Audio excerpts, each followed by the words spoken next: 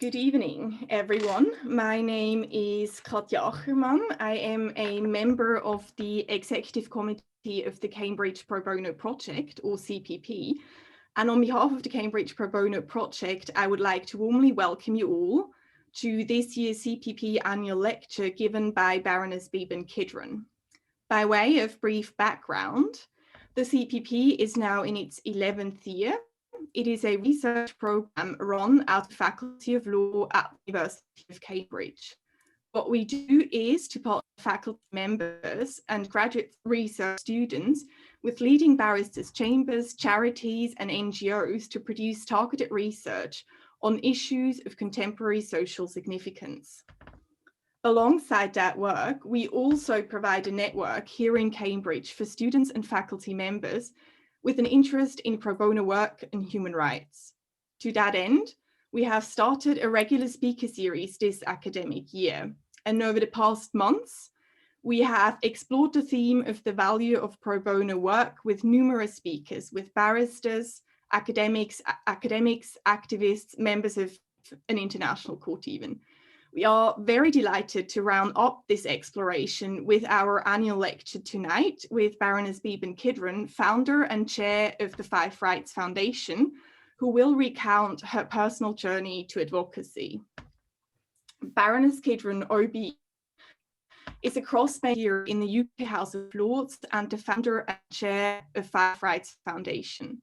After 30 years as a film director, making TV and film dramas and documentaries in the UK and in Hollywood, Baroness Kidron is appointed to the House of Lords, where she takes a particular interest in all things digital.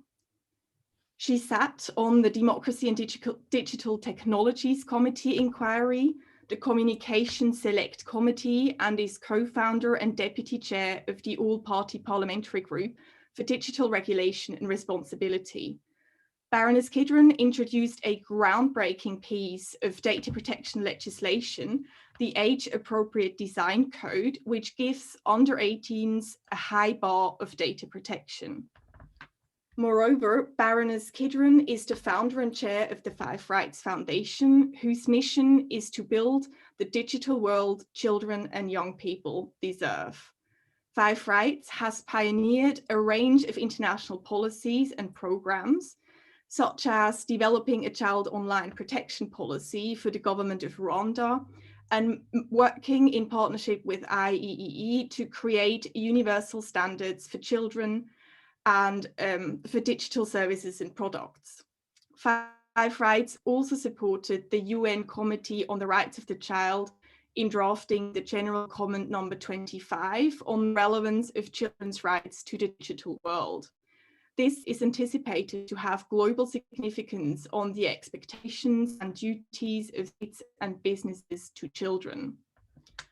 Baroness Kidron is a member of the Global Council on Extended Intelligence, the Advisory Council for the University of Oxford's Institute of Ethics in AI, a founding executive board member of the Data Protection Foundation, a member of the executive steering group for the Born in Bradford Digital Makers Programme, and chair of the Five Rights Foundation's Digital Futures Commission.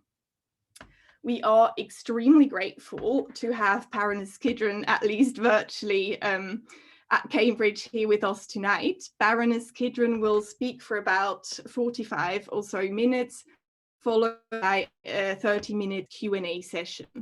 Please do post any questions you may have on her personal journey or policy questions regarding digital rights online in the Q&A section of Zoom. We also have Alex Allen Franks on the panel tonight. She's another member of the CPP Executive Committee and will assist with asking questions. Welcome, Baroness Kidron. Thank you very, very much. Oops, I'm having a few connectivity issues, but hang on one moment. Thank you very much, and thank you for that very extensive introduction. I'm not sure you need to hear from me after all that, but really sorry that I'm not with you in the room, sorry that we can't be together, but I'm very grateful for the invitation. Now, I have only told this particular story once before, and it was at a children's media conference, because most of my life I'm engaged in persuading people to adopt a policy or take action rather than actually speaking about myself. But I was actually asked to tell my journey. And I think this is the best account I can give. And I'm going to start with a few events from my childhood, because like for many, many people, in the beginning lies the seed of where you end up.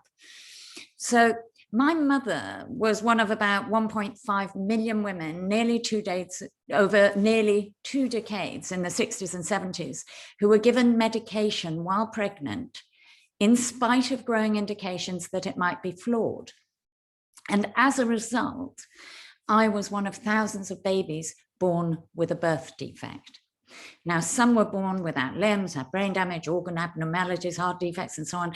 And to this day, they still fight to get compensation and to get compensation, but more importantly, to get admission that the pharmaceutical giant first recklessly and then knowingly endangered children in pursuit of profit, and subsequently colluded with government to hide it. Now, for me, it was a bit of luck. My defect was a cleft palate, and by the time I came along, the surgeons had had an awful lot of practice. So at the age of 18 months, I had surgery that made my defect invisible. So much so that over the years, I have become a poster girl to dentists the world over who gasp in awe at the sight of my beautifully reconstructed upper palate. Nonetheless, the restrictive movement of my palate disturbed the delicate ecosystem of nose, mouth, and throat. And by the age of 10, I sounded like a woman 5 times my age with a 60-day fag habit, and was the proud possessor of a fertile clutch of nodules on my vocal cords. My last day of primary school was marked by a production of a musical in which I had a love duet. My duet partner dutifully sang his verse, only to be greeted by silence as I stood center stage with tears running down my face. His second verse met a similar fate, and eventually the teacher gave up, forlornly flapping in the wings, and took direct action. On one side, a bewildered 10-year-old boy bravely singing his heart out. On the other, a mortally embarrassed teacher singing my part, and in the middle, me with snotty-nosed misery. Now, the fictional account of this event appears in the opening scene of my film school graduation film.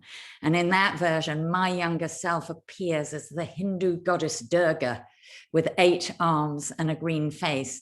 And as Durga steps into the spotlight, she faints, which would have actually been on that occasion a blessed relief, but real life is somewhat less dramatic. And at the end of the duet, the teacher gently removed me from the stage and the show actually just went on. But the reason for my upset was that after much deliberation, the throat specialist had decided that from the end of term, I would no longer be allowed to speak. The theory was that if I said not one word for 3 months and didn't run fast enough to make me pant, that the nodules would shrink and I could, with the help of a speech therapist, learn to use my mouth and throat from scratch. And when I got on stage to open my mouth to sing, I had been overwhelmed by the knowledge that once I stepped off, I would lose my voice. Now, as it turned out, the doctors were wrong, and my 3-month silence was followed by an operation and even longer silence, as I was taught to speak from scratch. A-E-I-O-U, how now, brown cow, wiped out the Yorkshire accent of my early years. And I arrived at secondary school complete with a horn-like harpo marks to attract attention and a pen and paper attached to my waist, so that I could answer or ask questions. And it was embarrassing, it was alienating, it was occasionally hilarious, I do admit, but I did from my silence notice who spoke, who listened, and who got ignored. And I allude to these events because in them lie three things that have defined my life. First is that people need a voice. Second is that those in charge do not always have our best interest in mind. And third, I was given a camera. Photographer and family friend Faye Godwin thought that photography might provide an outlet during my year of stillness and silence. Now, I hate to say this in a Cambridge setting, but after a clutch of lousy O-levels, I left school at 16. And I went to work for a woman rarely referred to without the prefix legendary. Legendary Eve Arnold had photographed every president since the 1950s, done intimate and infamous portraits of Joan Crawford and Marilyn Monroe, among a host of Hollywood royalty. She had startling stories and photographs of Malcolm X, Harlem in the 50s, veiled women and tribal horsemen in Afghanistan, the insane asylums of Russia, children of multiple South American states, and her picture stories filled the pages of Picture Post, Life magazine, and the Sunday Times. She was a tiny woman, impeccably dressed, who never took no for an answer, and who, during the first few months that I worked for her, was in and out of a not yet opened China.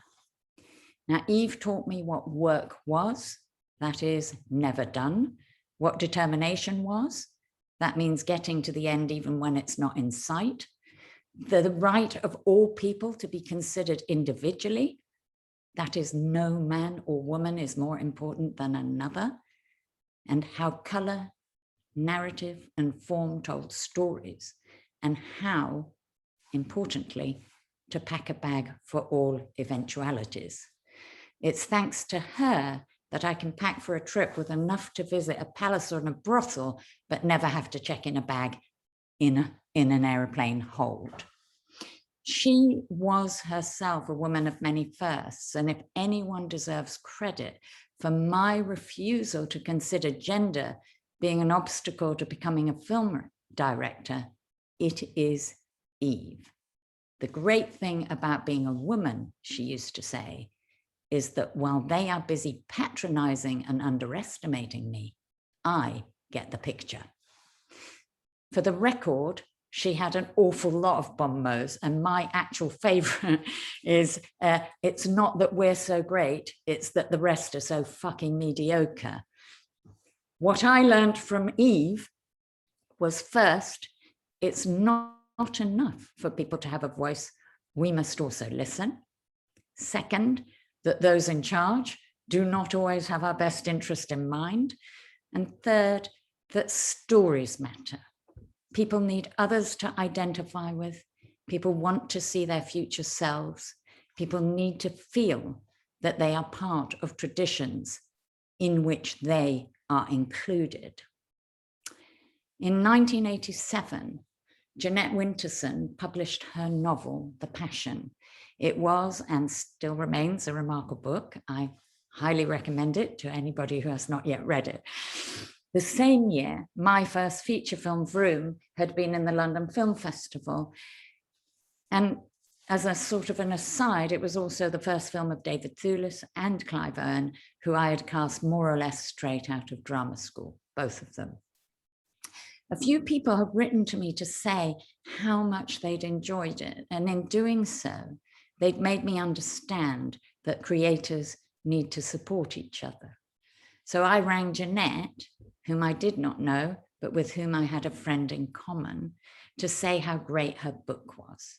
We spoke for more than 2 hours in a conversation that covered questions of God, secular faith, the role of humor in putting the world to rights, why I had to sack my first assistant director after 3 days because he would not stop referring to me as the little lady whenever he picked up the megaphone. We made Oranges Are Not the Only Fruit into a TV series the following summer, Jeanette's autobiographical novel.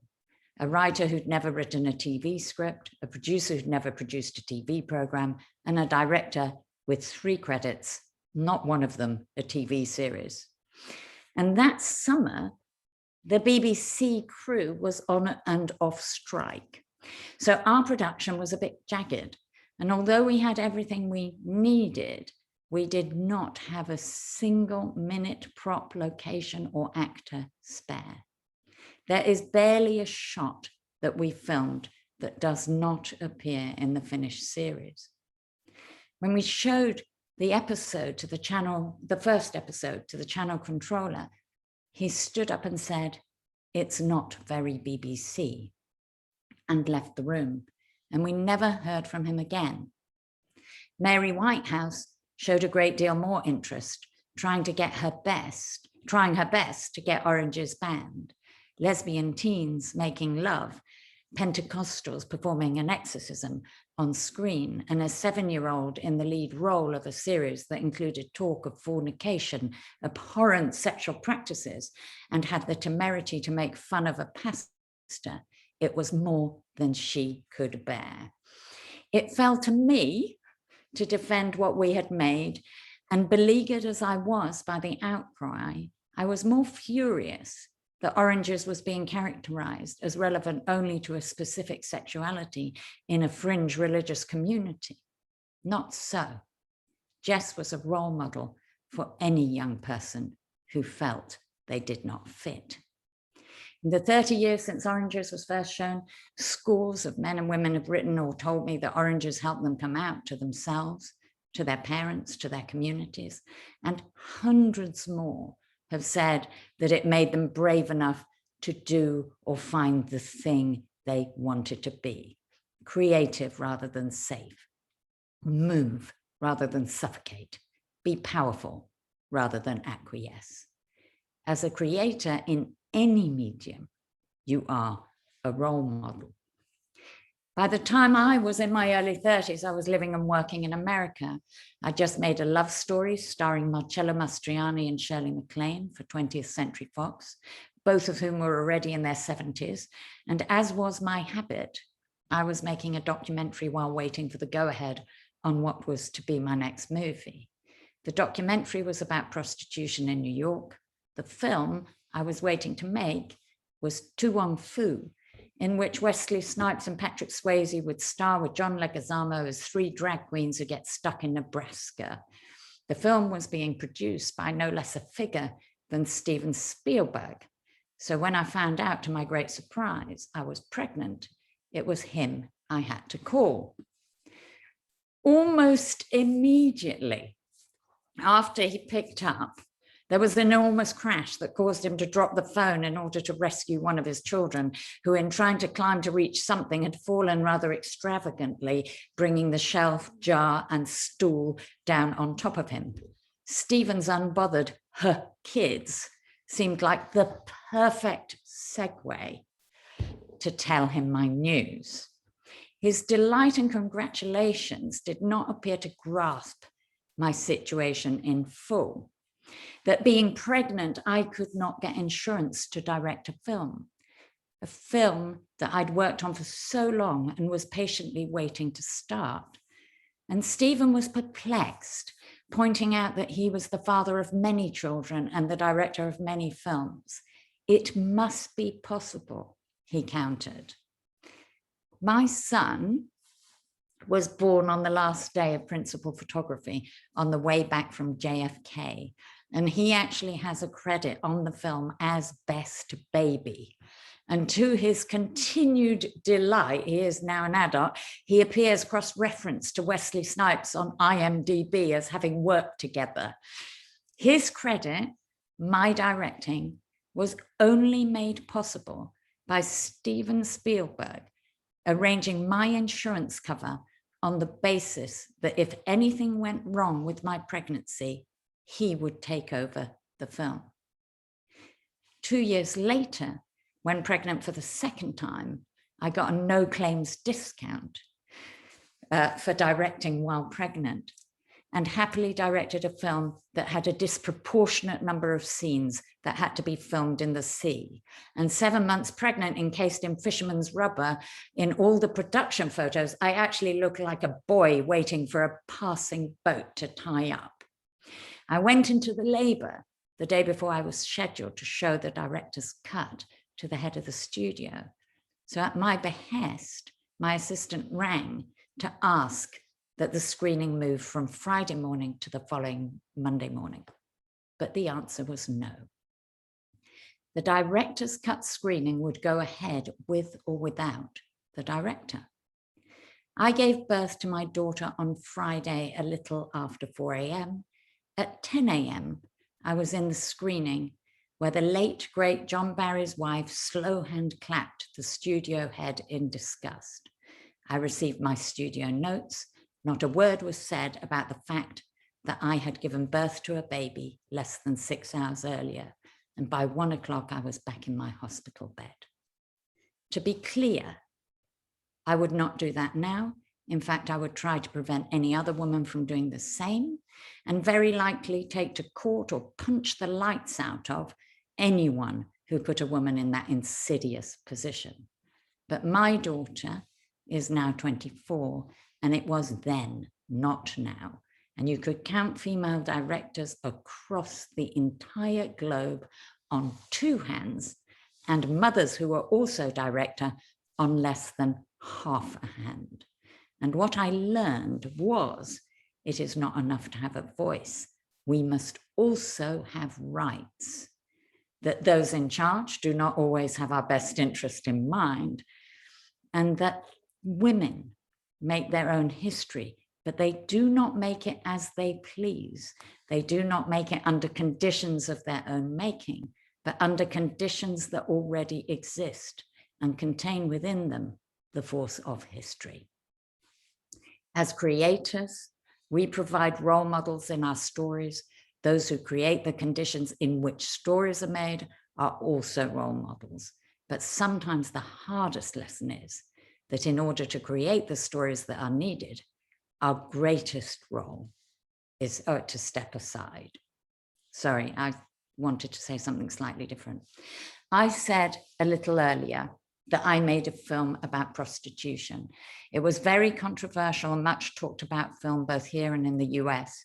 And I had no intention of revisiting the subject. But 10 years later, I was in the back of a cab when I heard a story on the radio about the Devadasi, young girls dedicated to God in childhood. And when they reached puberty, they were sent into the sex trade. And before I knew it, I was on a plane to India. I had no commission, no finance, not even a crew, but I was mad as hell. How dare God be invoked as a reason to introduce children into sexual slavery? And in spite of the denials of the Indian authorities, I did find the Devadasi in northern Karnataka. And after several months, I persuaded mothers, siblings, daughters to talk on film. And after very many months, the prepubescent girls themselves talking about anticipating their fate.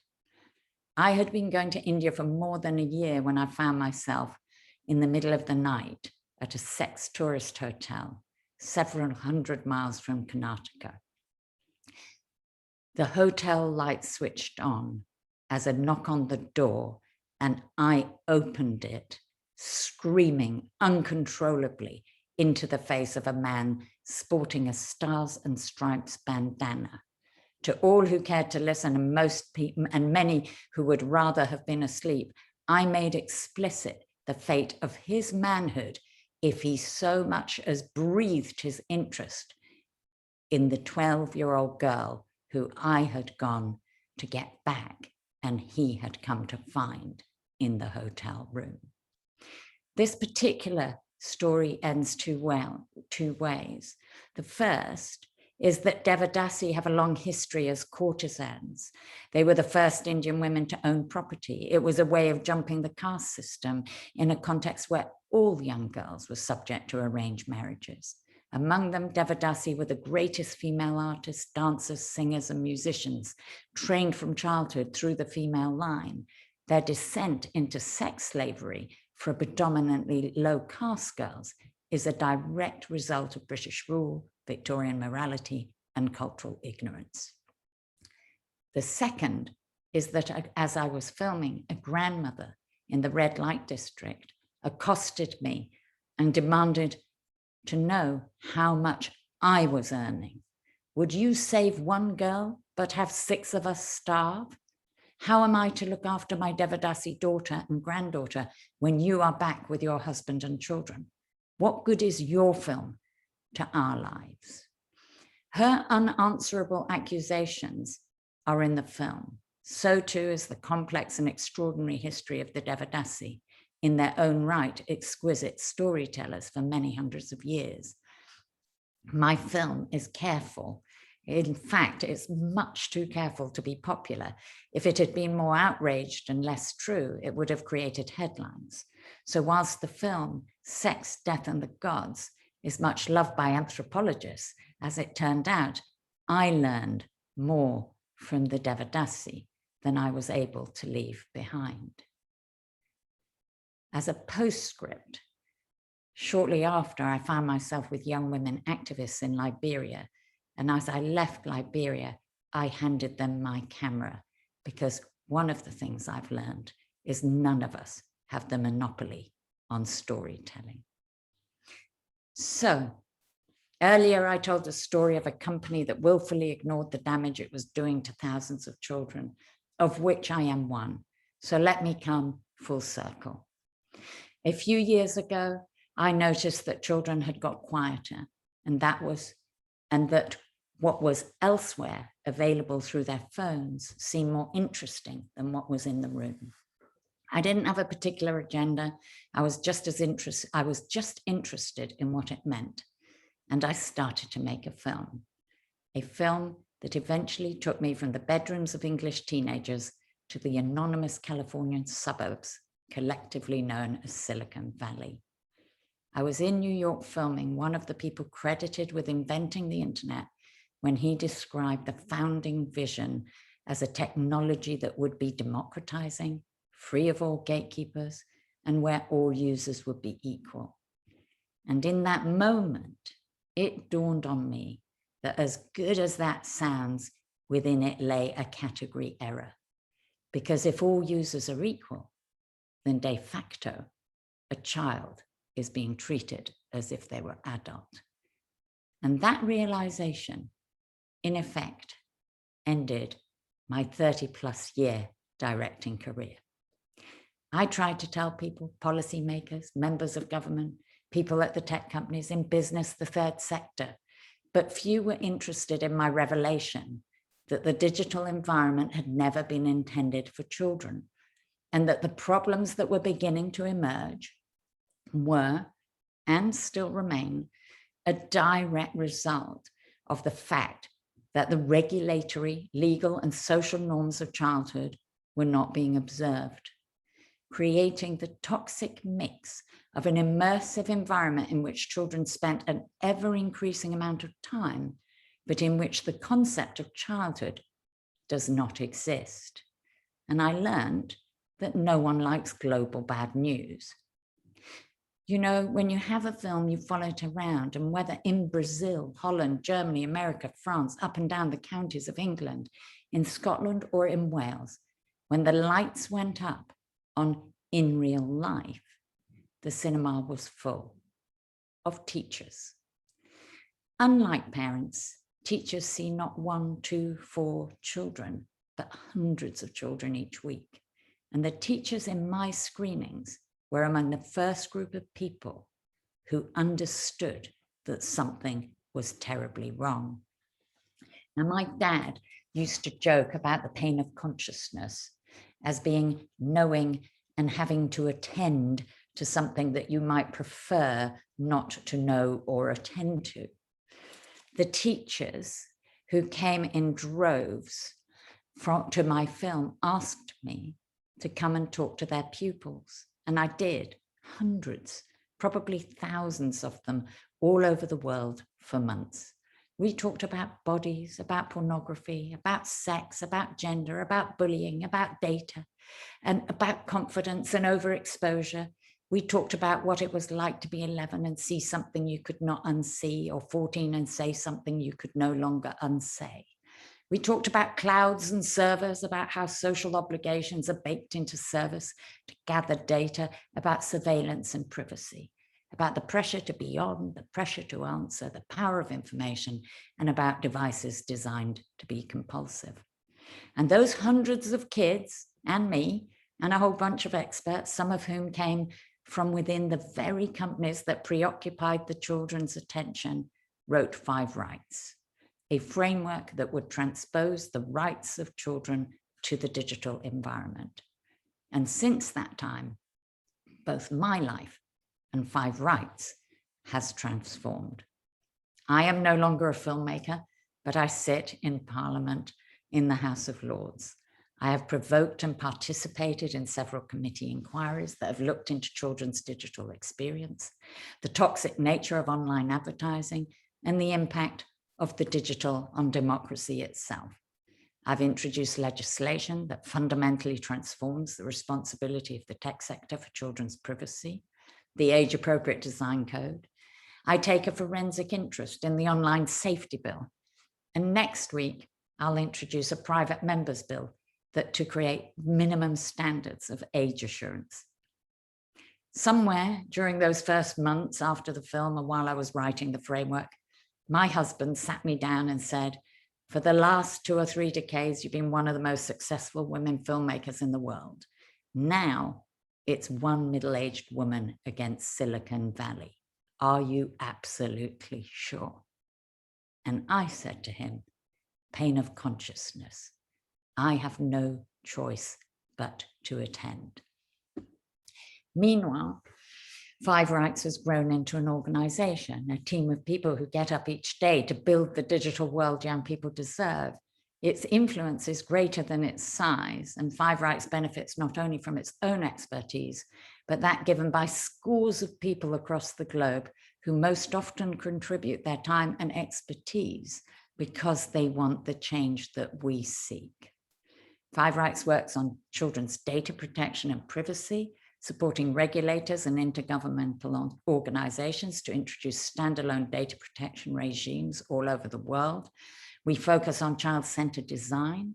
We've worked with the IEEE, the largest professional association of electrical engineers, and have just created an international standard of the processes necessary to build a digital product or service for use by children.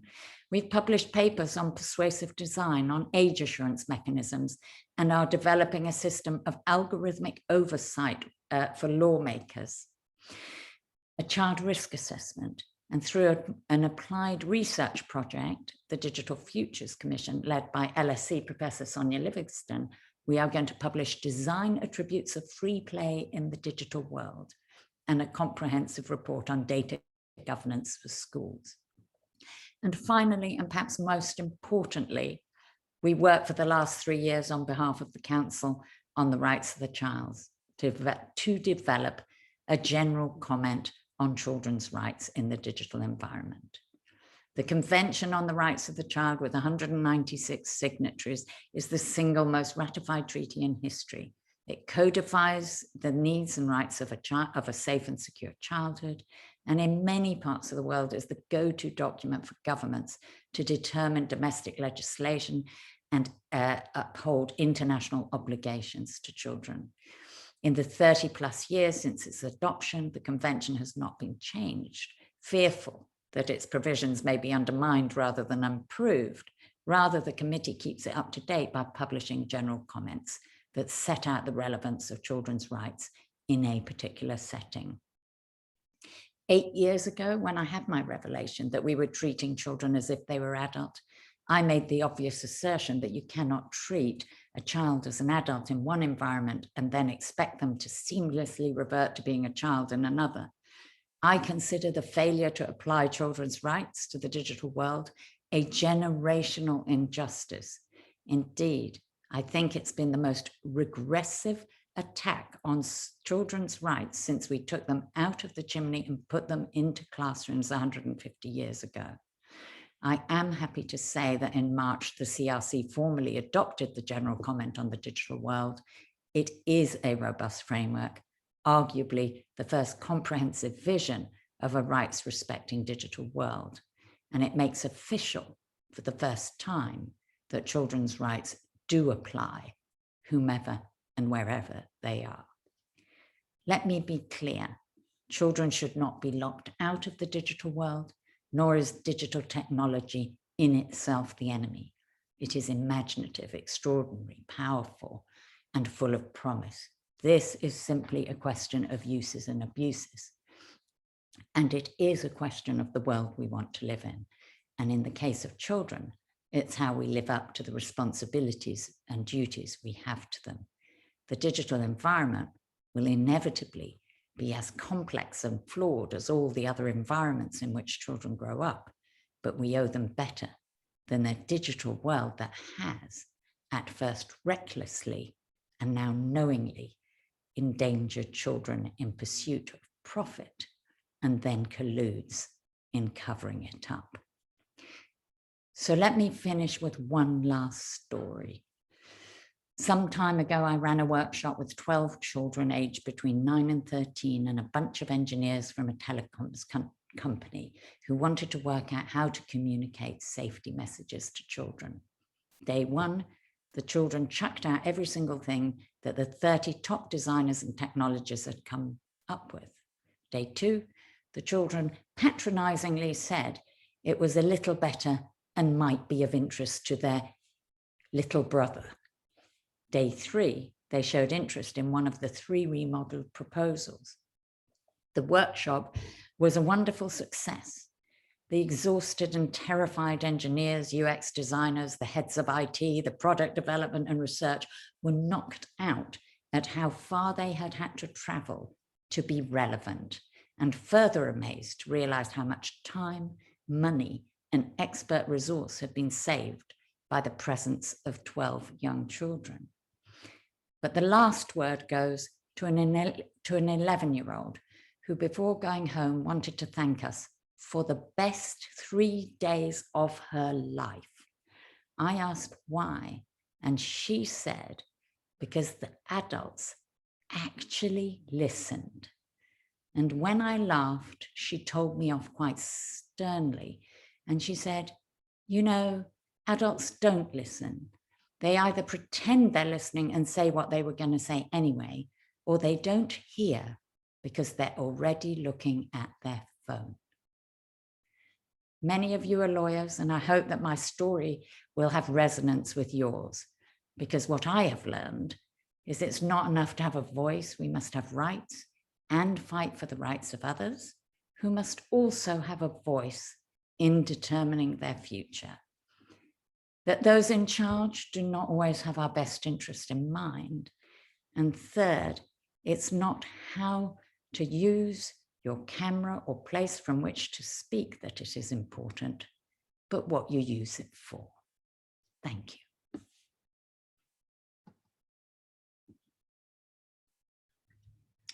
Thank you very much, Baroness Kidron, for this absolutely wonderful and very insightful talk. I have already so many questions, but I think I'll first give some of the attendees the opportunity to ask some questions, if you don't mind. I'll read them out to you. I first start with an anonymous attendee who says, thank you for such a fascinating and inspiring talk. A number of countries have begun to report an increase in exploitation and online grooming during the coronavirus pandemic due to children spending so much more time online. I wonder what you think governments should be doing to tackle this issue and to support children who may have fallen victim to such practices during the push for online education. Yeah, absolutely. We have seen increases, and I think there's 2 issues here. One is, it's a horror, it's a scourge, and whilst it is sort of almost the unique focus of how people consider children and digital, they also consider it it's also such a profound failure that if that is the only thing we're considering, how poorly we're dealing with it. So I just want to say that at the outset.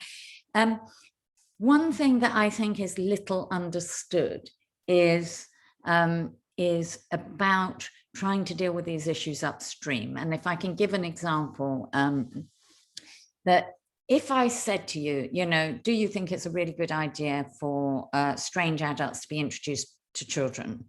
You kind of go, well, no, that's not a really good idea. And in fact, every Secretary of State I've ever said it to sort of goes, oh, no, of course not. And then I say, well, what about quick ad? And what about people you may know? Yeah, and what about, and what about, and what about? And 75% of the platforms that children are using have some form of recommendation introducing to people. So one of the things that we do, yeah, is we have been doing, and one of the things that the legislation I introduced has made difficult, and one of the things we've been campaigning on is to actually prevent them introducing adults to children, because that's a lot of where this stuff starts. Now, that's a really obvious example, and I'm happy to report that in the last few months, both TikTok and Instagram have stopped introducing and stopped then direct messaging, because that's the next piece of it. But actually, it's much, much more profound. And I think, and if anyone's interested, they should look on the Five Rights website at a resource called Risky by Design. And what it shows is all the different increments of design, that you have popularity metrics, and then kids start judging themselves by popularity, and then they add people, and then those people start directing. And each little aspect of design makes it more likely this will happen. So the first thing is, when I was talking about Five Rights, about why we do data protection, why we do child-centered design and rights, is in that middle bit, you can actually take a lot of those aspects of design out for kids. Yeah. And that's where I think we should start. Now, should we have better reporting? Should we have better takeout? Should we put more resource into enforcement? Should they be quicker to block people with predatory behavior? Yes, yes, yes, yes, yes. But you cannot deal with a problem like that from the other end. You have to deal with it upstream. And a colleague of mine rang me up in despair today when he heard yet another parliamentary committee talking about teaching children not to share nudes, yeah, at the same time as not actually looking at the companies and saying, hang on a minute, you are literally purveying things that are illegal. Yeah, I mean, why should children police a system that is not fit for purpose? And if it was a car that was supplied to any of you without a brake, or had a shattering window on a windscreen when the thing, it would be recalled. And I'm actually quite robust on this subject. I actually think if they can't make money without industrial scale child sexual abuse, it's not fit to trade, period. Now, I'm an extremist on that, but there are many, many, many more reasonable things, and the reasonable things are the things that I work on every day, and we are making some headway, and I hope the Online Harms Bill will make a whole load more. Just to follow up on that, we've got a question in the Q&A from Matthew, which you have already started answering the first half of this, I think. The question is, well, first he says, thank you for an amazing talk, such an inspiring story. And he says, you spoke of the online world that young people deserve. Could you please elaborate? That's the part that I think you've just been doing a really great job of elaborating on what you mean there. But then the second part of his question is, how will we know when we have reached that place of the online world that young people deserve, if we ever can? Just interested in your thoughts on that, just as a follow-up directly to what you were talking about, because I think that ties up quite nicely. Matthew, we'll never know, and we'll never get there, right? I mean, it's like democracy, and it's like that joke, are we there yet? Are we there yet? You're never there yet. There's no there and all those things. But I mean, to take your point seriously, I do have to say,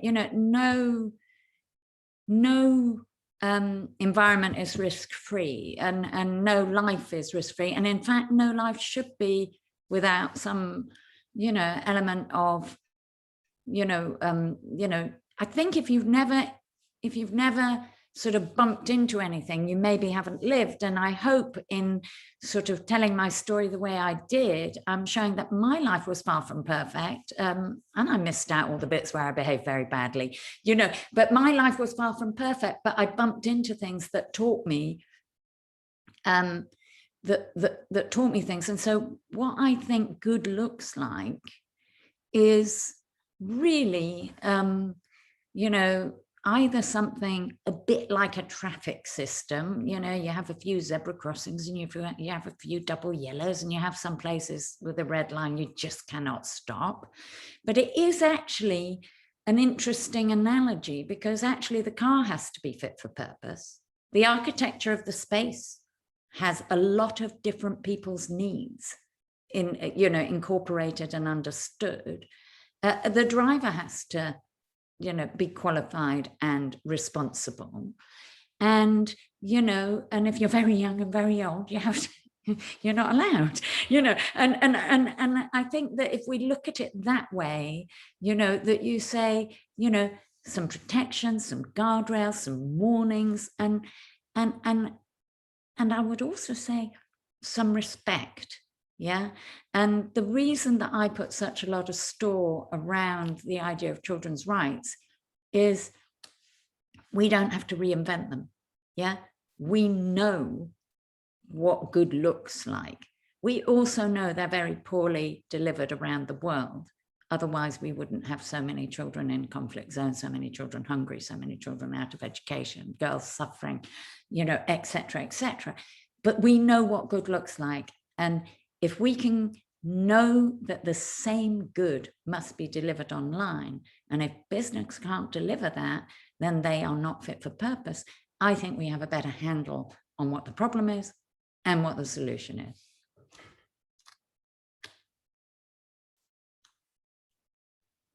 Brilliant. We have another question, this time in a chat. From your experiences, how do you think personal stories and narratives could be better? Oh, sorry, it just disappeared. I'll start again. From your experiences, how do you think personal stories or narratives could be better incorporated in our policymaking processes?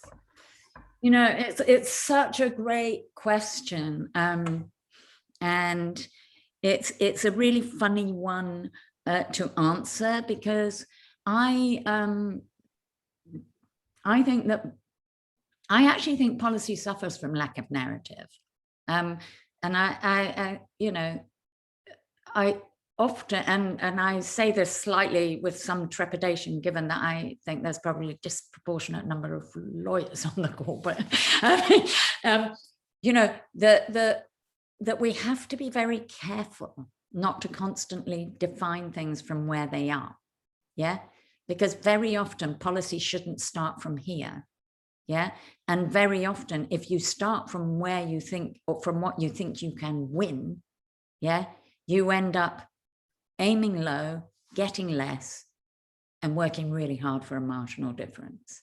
So I think where the narrative point comes in is actually, you know, it's an act of determined creativity to look up, see where you're going, and then get a whole set of very, very pragmatic and practical steps towards that goal. And it comes up again and again in my life. And in fact, the very call I had before I jumped on this call was with colleagues in America, where I think that in Washington, they are trying to decide, you know, activists are trying to decide whether to improve something, which is called COPPA. It's a data privacy law. It's 20 years old, and it's completely imagined for a different world. Whether to improve it or whether to actually try and fight for a copy of the code that I introduced in the UK.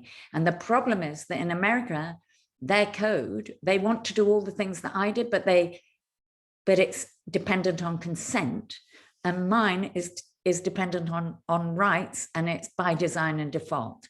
And so if you think about it there, those two things cannot be equivalent, even if they say the same things, because one is after the event. Yeah, you have consented to those terms and conditions. That's a really fantastic, you know, a sort of a useless thing. And the other is it's yours by right. It's yours in advance. It's yours as given. Yeah. And so, you know, do we tell American lawmakers the story of what they could have, or do we pragmatically go to improve what's 20 years old? So I think stories are in that space. I think the other thing is, you know, I'll be honest, when I used to go for dinner in the pre-pandemic world, I sometimes went for dinner, and you turn around and people say, oh yeah, so what do you do? And you go, I'm a film director. I tell you, you could not get more heat of attention. If you say, I'm a data privacy activist, you know, they look the other way and see who's sitting on their other side. So I think we do have to tell stories to engage people with some of the more complex issues in life. And I think if you look at what the climate change activists have done over the years, we've known the science forever, but we've now got really fantastic stories as well. And so I think that's another area where it comes in. You know, we are only human. And, you know, I could tell you, in fact, I just did in the course of that answer, I said, no one reads terms and conditions. This is actually a sneak preview. Look at that. Yeah, now I tell you, these are terms and conditions of one particular company. Yeah, now you know why people don't read them. Now, which one felt more powerful? That story, yeah, or when I told it? So I think that there's a really absolute role of storytelling in policymaking. And it's a struggle to get it right and not dumb down, but it really is, it's very important.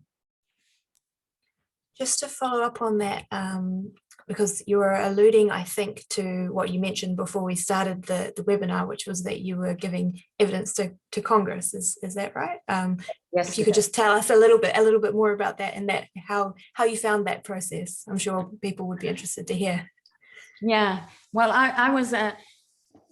I was asked to give evidence to a subcommittee of Congress, and as many of you probably know, that's sort of where, you know, people sort of gather in a bipartisan manner to really work out what will get through their, you know, the House and the Senate.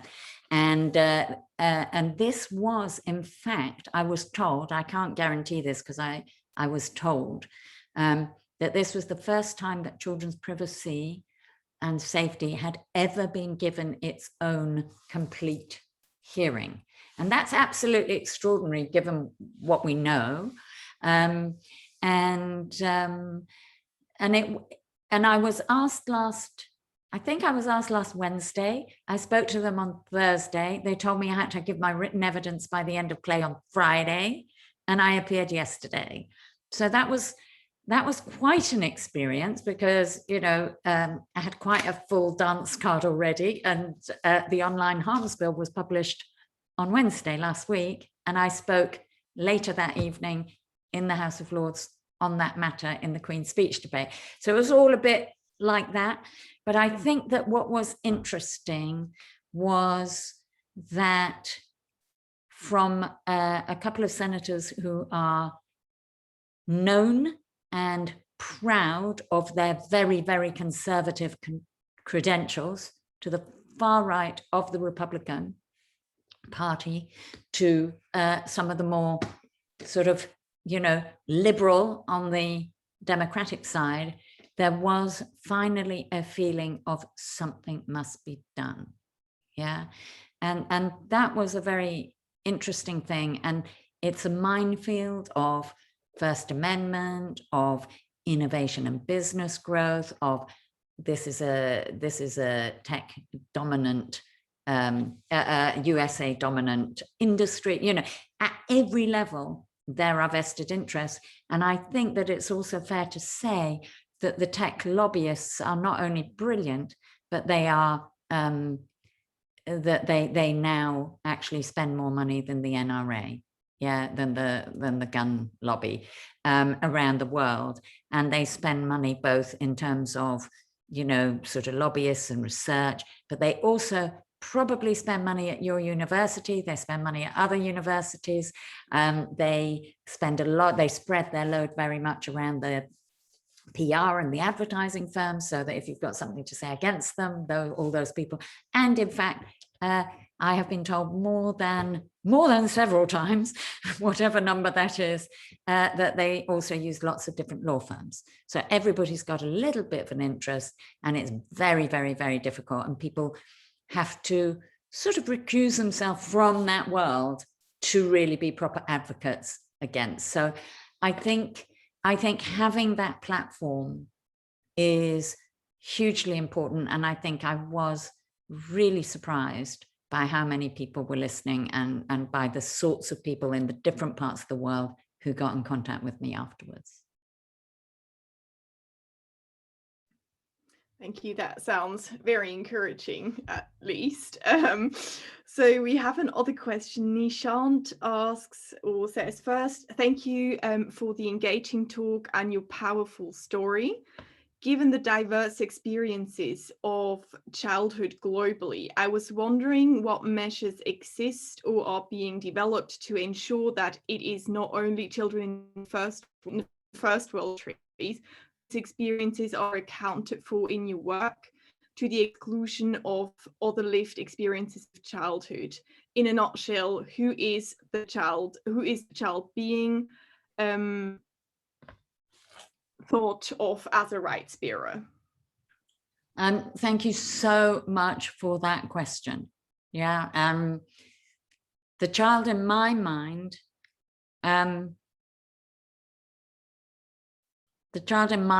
is actually a 12-year-old girl in Kigali, as it happens.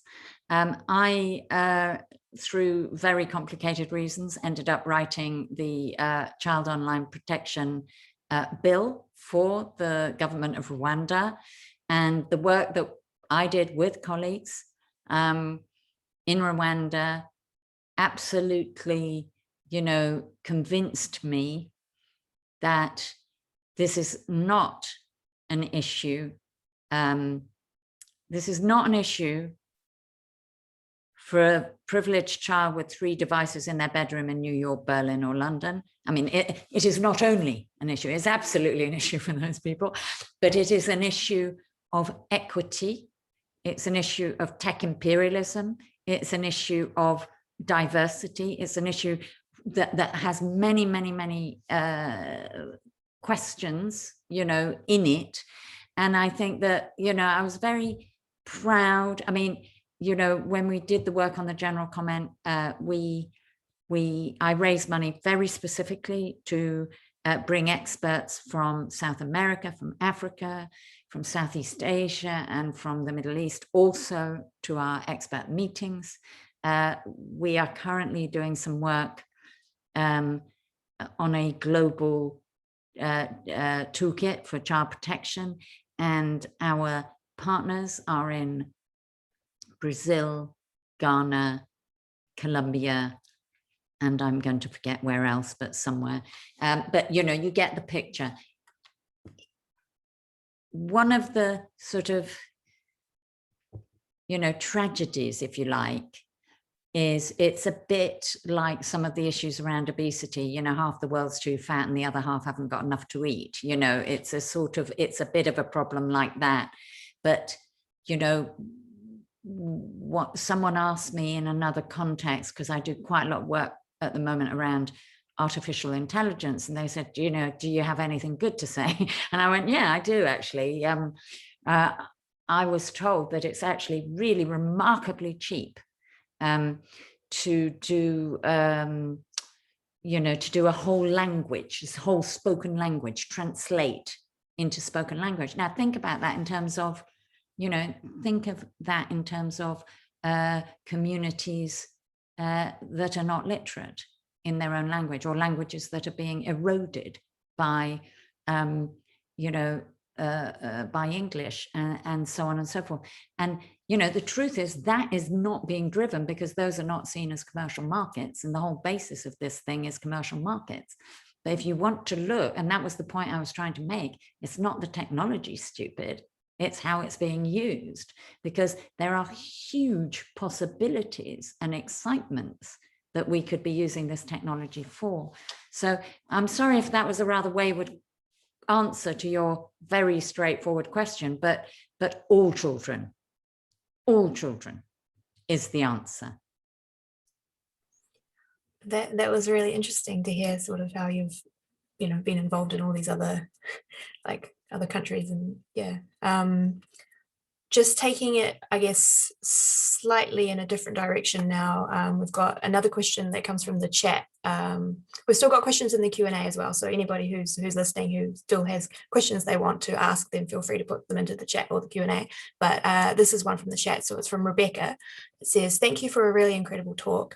As a member of the Democracy and Digital Technologies Committee, can you explain the role of such committees in a parliamentary democracy? Do you feel that the DDTC, so Democracy and Digital Technologies Committee, is able to fulfill this role effectively, or do you face political or other difficulties?"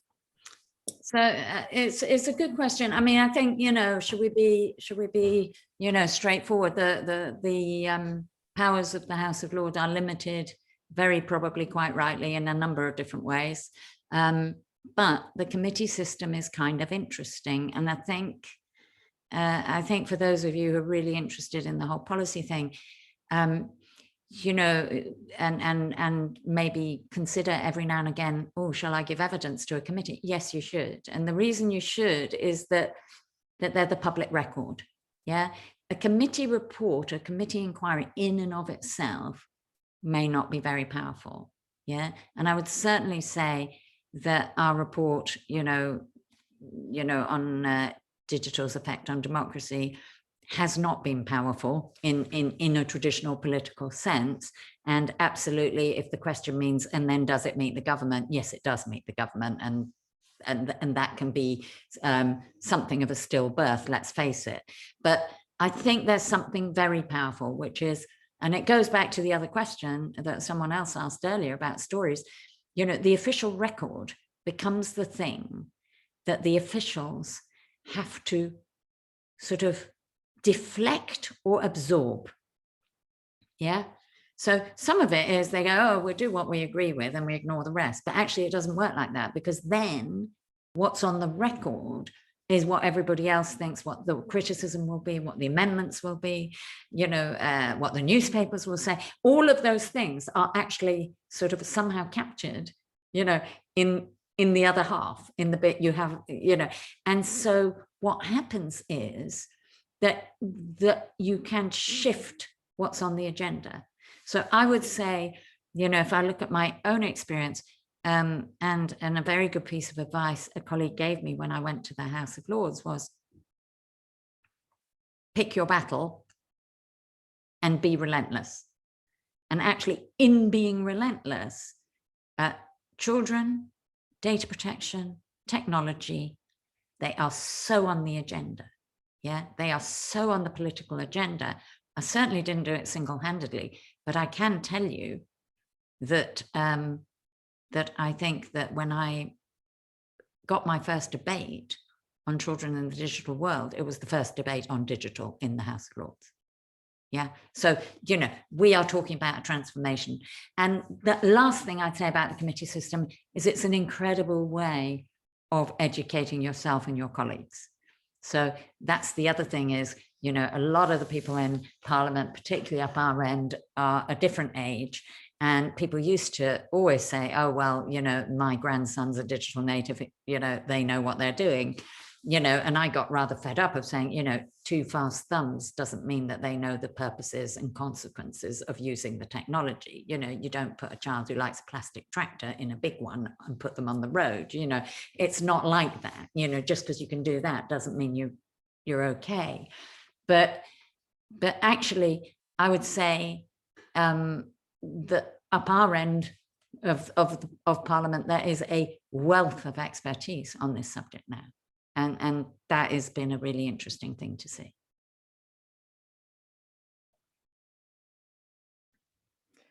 Great. We have yet another question in the Q&A section this time for anyone who would like to get involved with public life. and make a difference, but doesn't yet know how, what would your advice be? How does one take those first steps? You know, it used to be when I was a filmmaker that people used to say, you know, I'd love to make something, but where should I start? And I'd always go, start with your own story, you know, and that's sort of like really obvious good advice. And I would say the answer is more or less the same.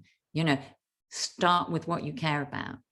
The moment that you care about something, I mean, I can be honest and say, you know, I do enjoy very, very much what I do and the people I come across, and being my age and being at the cutting edge of an industry that is defining and understanding and learning about artificial intelligence or whatever, you know. But I sometimes think, oh, you know, wow, that's a lot of work. That's a lot of responsibility. That's a lot of favors to ask. That's a lot, you know, but I care passionately.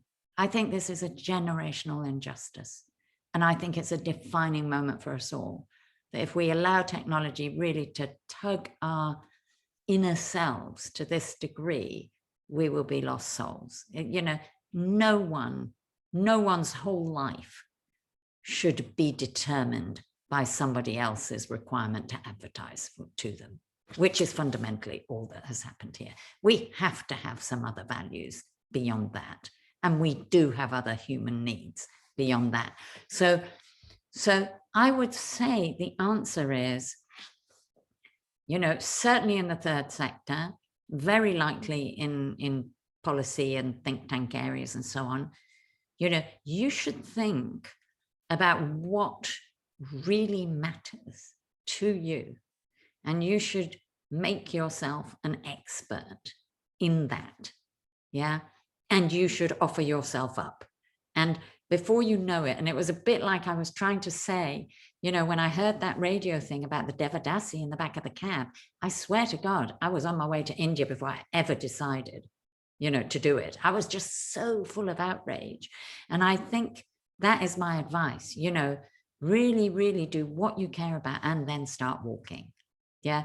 And that's really the best advice I can give. And maybe I can say this because you're all at Cambridge and you're all both privileged to be at Cambridge and obviously pretty smart, I would hope. And, you know, I left school when I was 16. Yeah, I very often work with people, you know, who are phenomenal experts in their fields.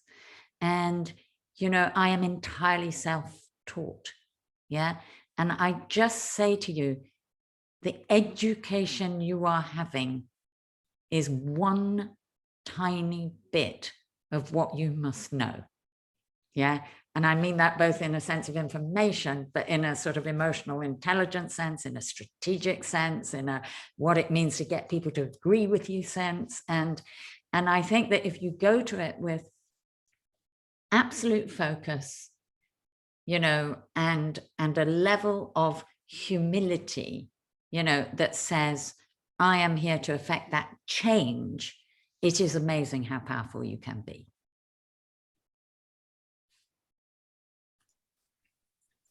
There's a lot for the audience to be thinking about there, and a lot for me personally to be thinking about.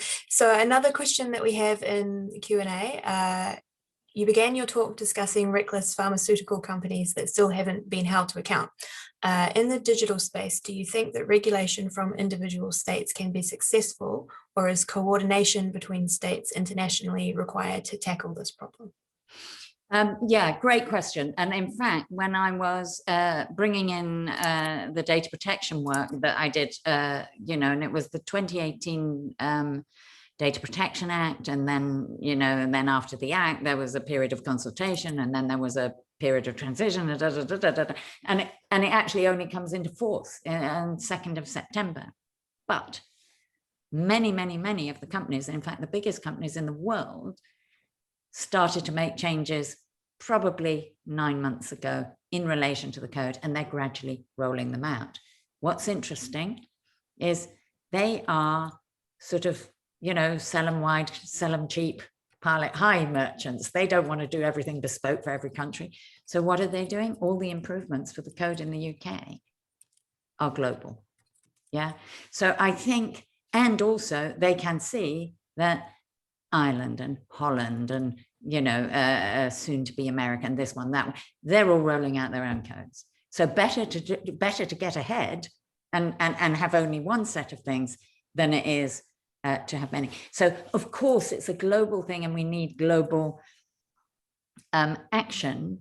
And I am a big believer, you know, in global action, but while we all talk about it, it is also important to start. Yeah.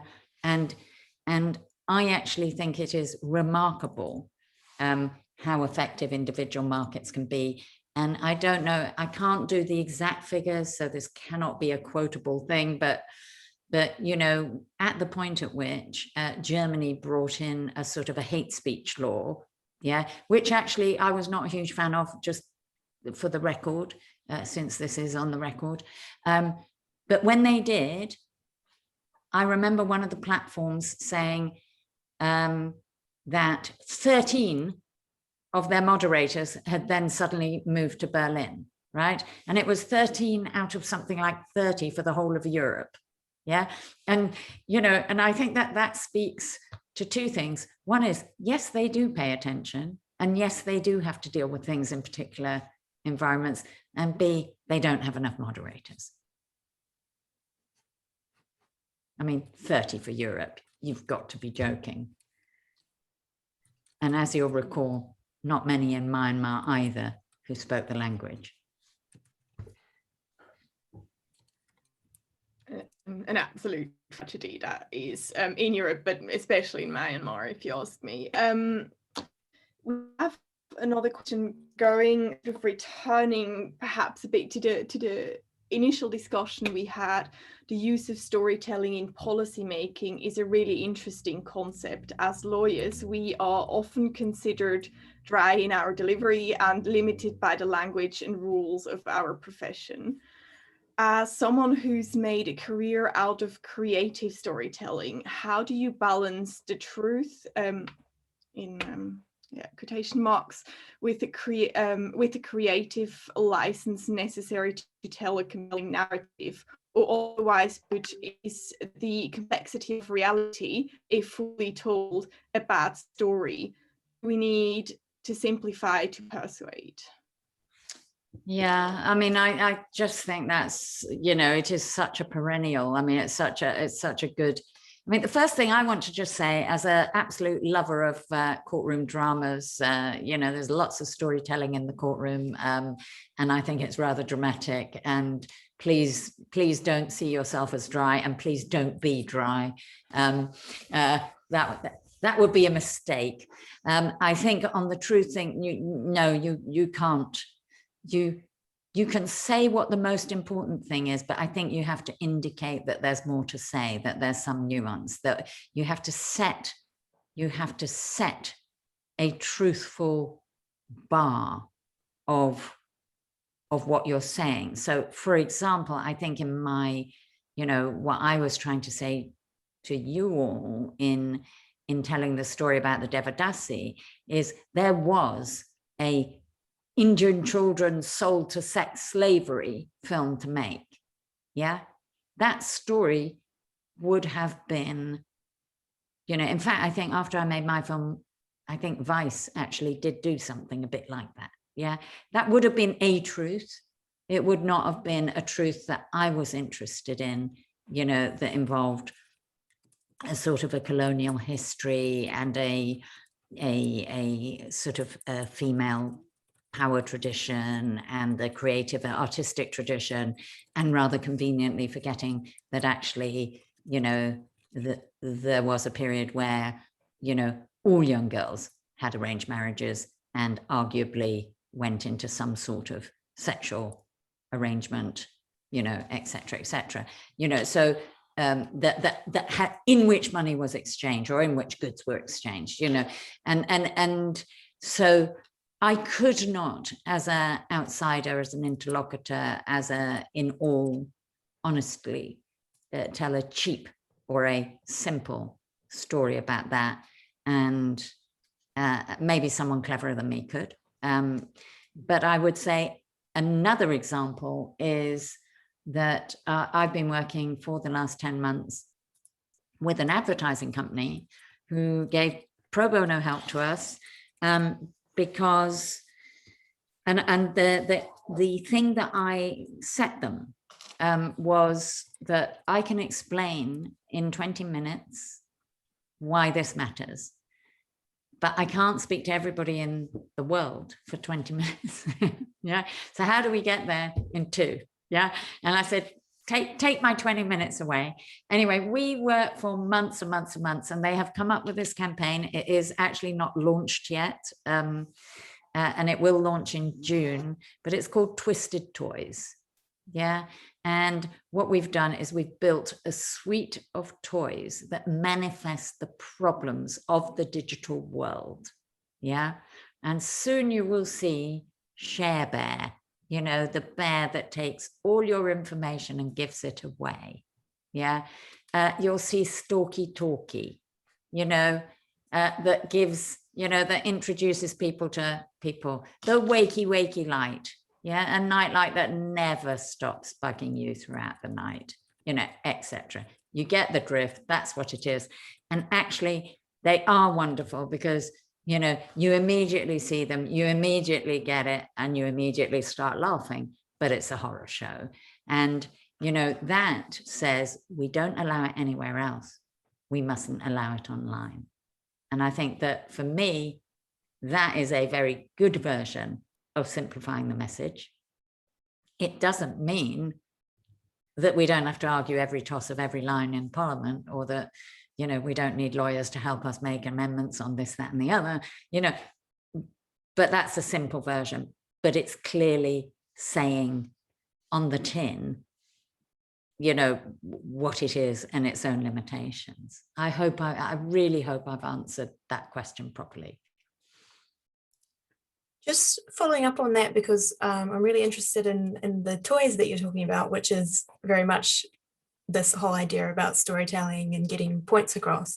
And I was looking on the Five Rights Foundation website. I'm sorry, this is just a question that I personally have. It's not a question that's in the Q&A there, but there was a sort of write-up about sort of juries that Five Rights had with children in order to get children's views on particular things, which you talked about also, about getting children's views on what mattered to them and that sort of thing. And I'm just wondering, sort of more generally, if you think that these kind of approaches that you're using should be sort of taken to other areas of the law.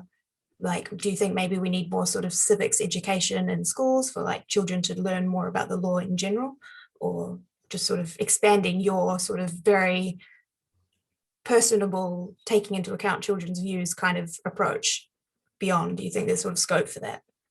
Do you know, it's a really interesting thing you've raised, because I actually nicked it from the law.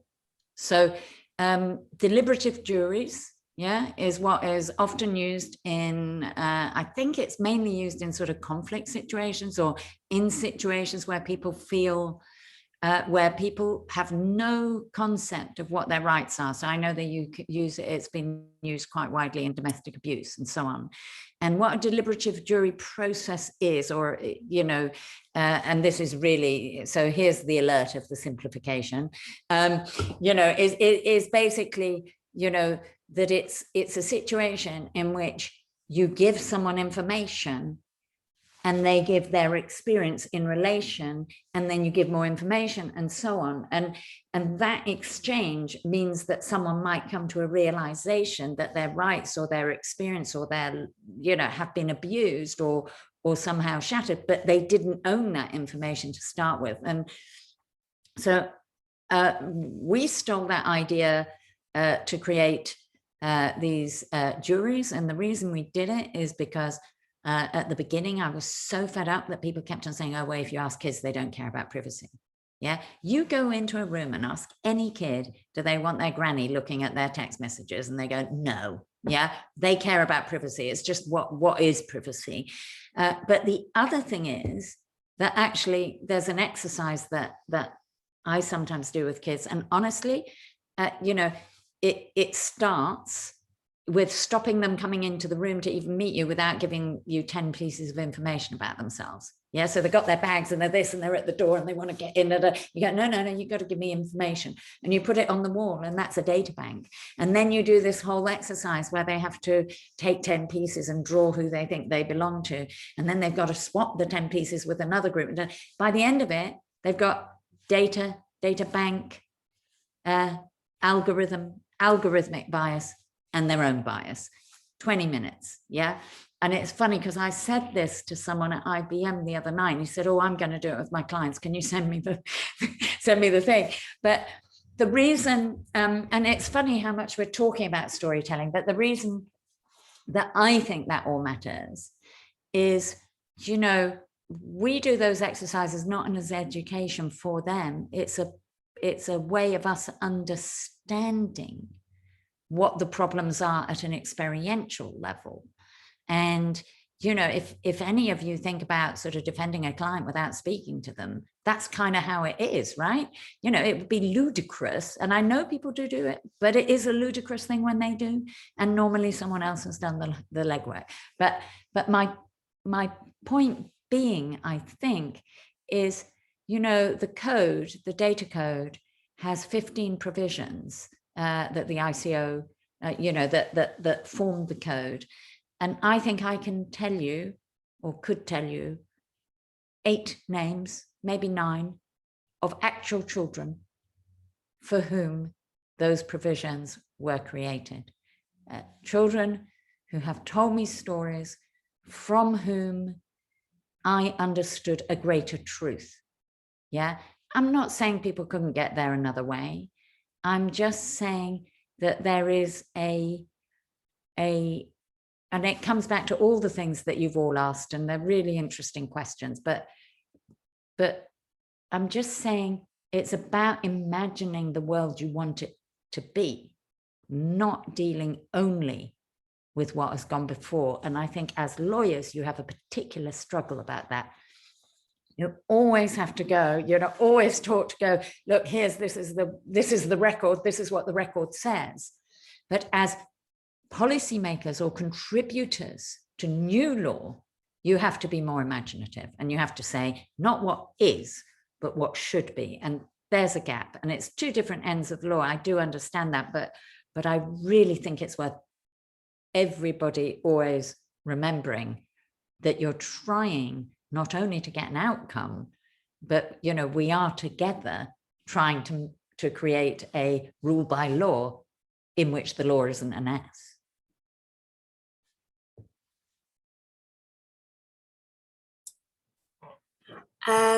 Well, that was, again, a very, very interesting answer, and gives us all a lot to think about sort of the be more imaginative note. I'm sure, you know, sitting in the library with our sort of sometimes dry studies, the idea that we should be more imaginative is quite an inspiring one, because obviously we're talking about, you know, at the end of the day, law is about people's lives and how people are affected. And so, you know, it's not just the books, it's not just the legislation, it's not just what's going through Parliament, it's the people. Yeah. And it's not just about winning, guys.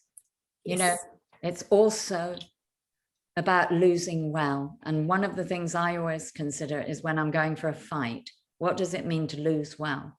Because sometimes you've got to lose, and you always have to risk losing to win.